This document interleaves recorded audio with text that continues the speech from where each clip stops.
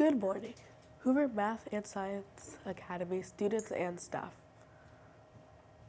Hi, this is Alexis coming to you live from the WHVR studio.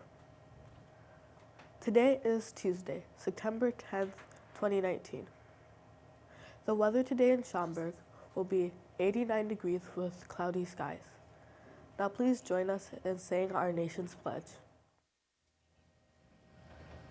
I pledge allegiance to the flag of the United States of America and to the republic for which it stands, one nation, under God, indivisible, with liberty and justice for all.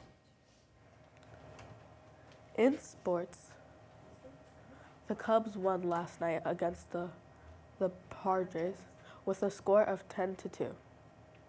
Today's announcements are: today is Picture Day. Be sure to show your best smile.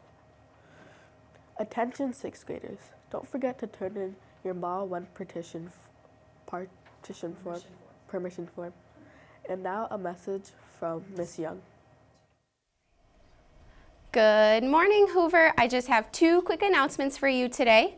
Congratulations to Bus 73 for earning your first golden ticket celebration. You will be the first bus to leave the lot today, so congratulations to Bus 73.